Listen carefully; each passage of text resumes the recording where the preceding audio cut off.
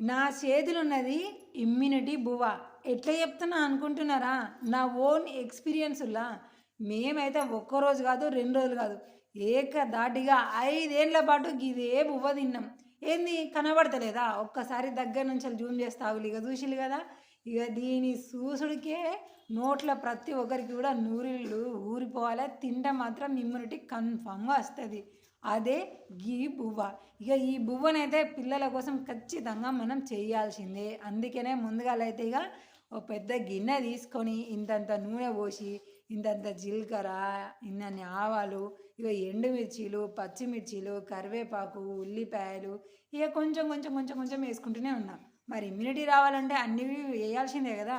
చిన్నగా అంత పప్పు, ఇంత పప్పు వేసి అది కూడా మంచిగా నూనెలో కాలినాక ఓ 2 టమాటాలు కట్ చేసి ఆ టమాటాలు కూడా వేసి మంచిగా కలిపిన. ఇక మొత్తం అంతసేపు అయిన తర్వాత ఇవి ఒక గంట క్రితం నానబెట్టుకున్న 3 రకాల పప్పులు మంచిగా నానిపోయి ఉన్నాయి. ఇక నీళ్ళన్నీ కూడా గుంజుకున్నాయి వాళ్ళకి.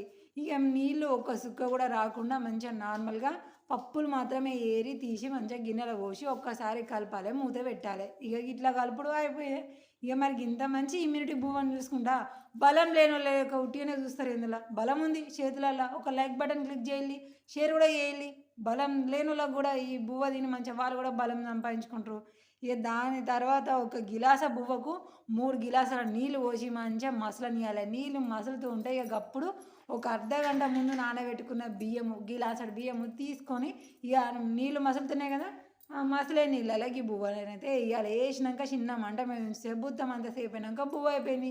ఇక పైన మనకు మంచి కొంచెం కొంచెం వాసన కోసము, తిన్నది మంచిగా జప్పున అరగడం కోసము కొత్తిమీర వేసుకున్నాం. తర్వాత పళ్ళెంలో వేసుకున్నాం.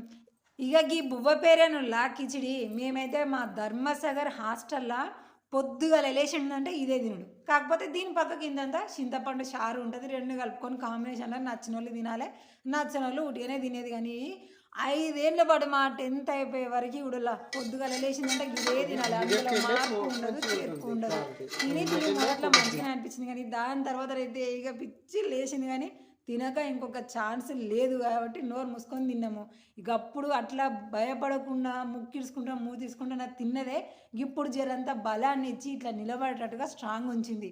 ఇక గుర్తుకొచ్చినాక అవ్వకుండామా వండినాం, రుచి చూసినాం, కుదిరింది. అందుకనే పిల్లలకు కూడా ఇక డైలీ చేయడానికి దీన్ని కూడా పొద్దుగాల టిఫిన్లో యాడ్ చేసేసినాం. మరి మీ దాంట్లో ఎవరైనా ధర్మసాగర్ ఏరియా వాళ్ళు ఉంటే ఒక్కసారి లైక్ షేర్ చేసి మీ పేరు కామెంట్ చేయండి.